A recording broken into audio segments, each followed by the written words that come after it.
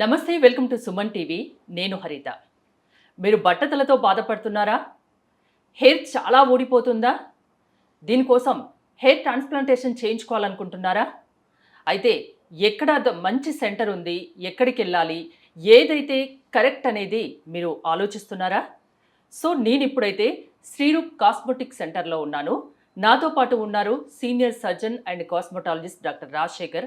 అసలు ఎలాంటి సెంటర్ని చూస్ చేసుకోవాలి, ఎలాంటి ట్రీట్మెంట్స్ ఉంటాయి, ఎలాంటి క్వాలిఫైడ్ డాక్టర్ దగ్గర హెయిర్ ట్రాన్స్ప్లాంటేషన్ చేయించుకోవాలి అనేది ఇప్పుడు మనం మాట్లాడి తెలుసుకుందాం. సో మీ అందరికీ ఈ వీడియో బాగా యూజ్ అవుతుంది. స్కిప్ చేయకుండా స్టార్టింగ్ నుంచి ఎండింగ్ వరకు చూడండి. నమస్తే డాక్టర్ రాజశేఖర్ గారు. జుట్టు ప్రతి ఒక్కరికి అవసరం. అంటే అందంగా కనిపించాలంటే మెయిన్ రోల్ హెయిర్. హెయిర్ బాగుంటే చూడడానికి చాలా అందంగా కనిపిస్తారు. యంగ్ ఏజ్ లోనే బాల్ హెడ్, జుట్టు ఊడిపోవడం, చాలా మంది ఈ ప్రాబ్లమ్ ని ఫేస్ చేస్తున్నారు.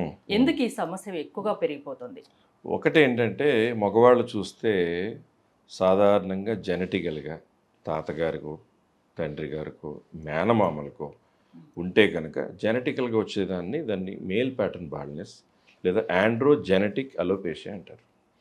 సో అది సాధారణంగా ఇదివరకు జనరేషన్స్ 60 ఏళ్ళకో 50 ఏళ్ళకు ఇదివరకు రోజులు చూసి, తర్వాత జనరేషన్స్ 45 అలా చూసి, ఆ తర్వాత జనరేషన్స్ 30లో చూస్తే ఇప్పుడు 20లోనే స్టార్ట్ అయిపోతుంది బాల్డ్. 24-25 వచ్చేటప్పటికే వాళ్ళకి బాల్నెస్ వచ్చేయడము, పెళ్లి ముందే బాల్డింగ్ వచ్చేసి చాలా ఇబ్బంది పడడము, ఇలాంటివి జరిగేదేమో మగవాళ్ళకి. ఆడవాళ్ళకి వస్తే ఇలా హెయిర్ స్ట్రైట్నింగ్లు, ఐరనింగ్లతో జుట్టు ఊడిపోవడము, దాంతో అలాంటి వాళ్ళకి తప్పదు కదా. తప్పదు అంటే సో స్క్రీన్ మీద ఉన్నప్పుడు అటువంటివి తప్పదు కదా హెయిర్ సెట్ చేసుకోవడం అంతా. అలా కాకుండా ఇప్పుడు పీసీఓడి అని ఒక ప్రాబ్లం ఉంది, polycystic ovarian disease.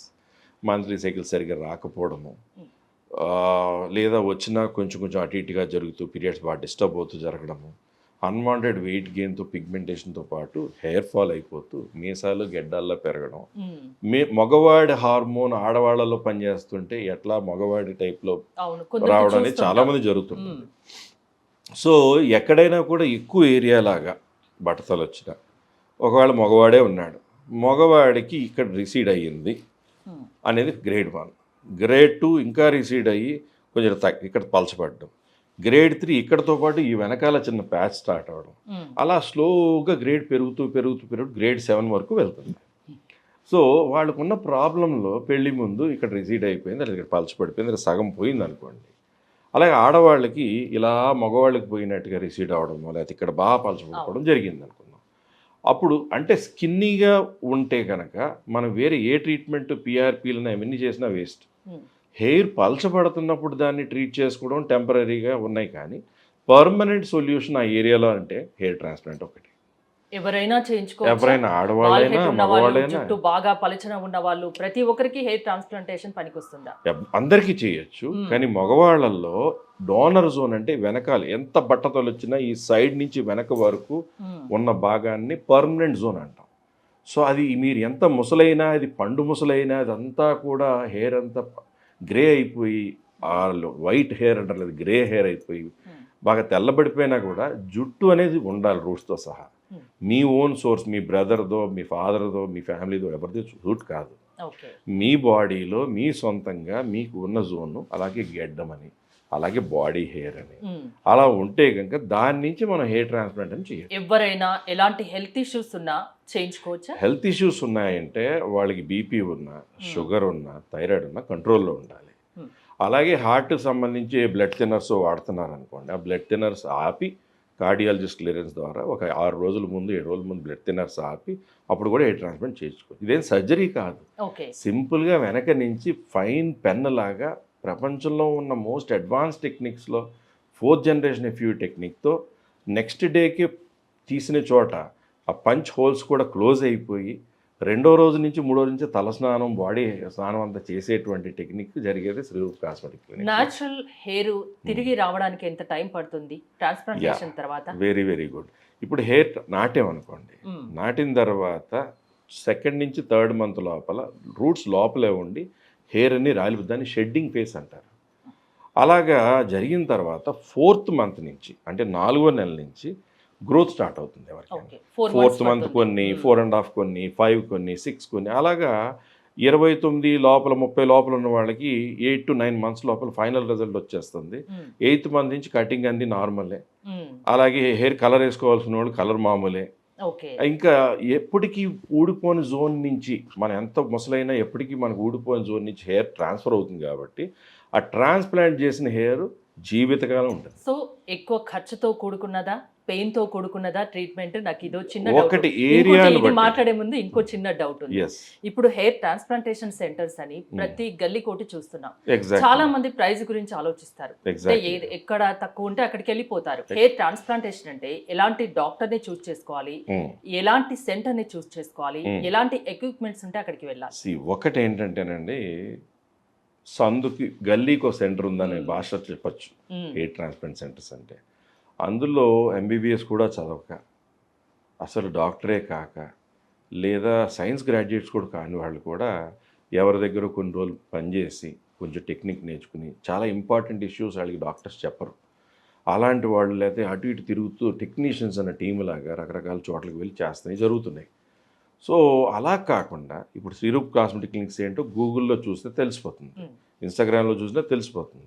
So centre ఏంటి, వాళ్ళకున్న డాక్టర్ సర్టిఫికేషన్లు ఏంటి, అక్కడ ఉన్న రిజల్ట్స్ నుంచి వచ్చిన రివ్యూస్ ఏంటి, అన్ని విధాల మనకి అన్ని అవైలబుల్గా ఉన్నప్పుడు గుడ్డిగా పర్ గ్రాఫ్ట్ కాస్ట్ అని ఎవరో పెడతారు. ఒక సెంటర్ ఏమో అసలు డాక్టర్స్ కాదు, అది ఆపరేషన్ థియేటర్ కాదు, వాడేమో పర్ గ్రాఫ్ 20 రూపీస్. పర్మిషన్ ఎలా దొరుకుతుంది? అది ఇంకా తెలియాలి ఎవరు ఎలా పర్మిషన్ ఇస్తున్నారు. వాళ్ళేమో డాక్టర్స్ని పెట్టుకుని డాక్టర్ వస్తున్నారు ఈ విజిటింగ్ అని చెప్పి వాళ్ళ పేరు మీద చేయడం, ఇలా కూడా రకరకాలు జరుగుతుంటాయి. కొన్ని సెంటర్స్ అలా నడిపేస్తున్నారు. ఎవరో ఎప్పుడైనా చెకింగ్ వెళ్ళినప్పుడు అది వేరే డాక్టర్ ఎవరో ప్రిఫరెన్స్ పెట్టుకోవడమా లేదంటే వాళ్ళు ఆపేయడమా ఇవి జరుగుతుంటాయి. సో ఇందులో ఏంటంటే అలాంటి unofficial unethical centres, non doctor centres దగ్గరికి ఫస్ట్ ఎలా వెళ్తున్నారో వెళ్ళేవాళ్ళకి తెలియాలి. ఇంకొకటి, ఇంత గూగుల్, ఇన్స్టాగ్రామ్, ఫేస్బుక్ అన్ని రకాలుగా ఉన్నప్పుడు కొంచెం సెర్చ్ చేసి వెళ్తే కనుక proper surgeon, proper team, proper ప్లేస్కి వెళ్ళడం అనేది జరగాలి. అలాంటి చిన్న centres 25 rupees per graft, 20 rupees, 30,000, 6,000 hair transplant పెట్టేస్తారు. అసలు ఆ కాస్ట్కి ఆపరేషన్ థియేటర్లో జరిగే హెయిర్ ట్రాన్స్ప్లాంట్ చేయలేదు. మరి ఎందుకు అంత తక్కువ ప్రైస్ మిగతా చోట్ల?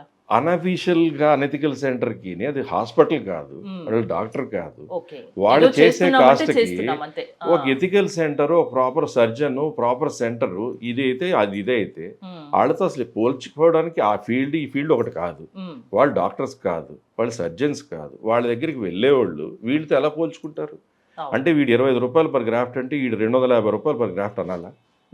సో అలా కాదు, వాళ్ళకు ఉన్న ప్రాబ్లం బట్టి, ఏరియా ఆఫ్ లాస్ని బట్టి ఎంత ఒక ప్యాకేజ్లో చేసుకుని వాళ్ళకి హాస్పిటల్కి ఫీజిబుల్గా ఉండేలా ఎలా చేయాలి, వాళ్ళకి 1 డే పడుతుందా, 2 days పడుతుందా, 1 sitting పడుతుందా, 2nd sitting మళ్ళీ తర్వాత చేయాలా అనేది అసెస్ చేసి చేయడమే హెయిర్ ట్రాన్స్ప్లాంటేషన్. ఖచ్చితంగా హెయిర్ ట్రాన్స్ప్లాంటేషన్ అంటే క్వాలిఫైడ్ డాక్టర్ దగ్గర చేయించుకోవాలి అంటారు, అంతే? క్వాలిఫైడ్ డాక్టర్ టీమ్, ఎందుకంటే ఒక మనిషి చేసేది కాదు, ఒక డాక్టర్ చేసేది కాదు హెయిర్ ట్రాన్స్ప్లాంటేషన్.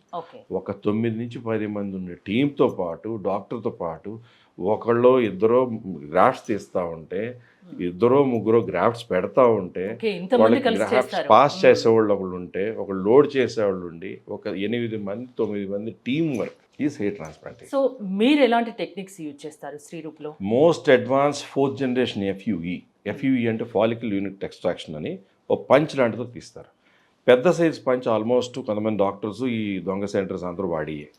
ఇదివరకు వెనకాల కోసేవాళ్ళు, స్ట్రిప్లా తీసేవాళ్ళు, దాన్ని FUT అనేవాళ్ళు.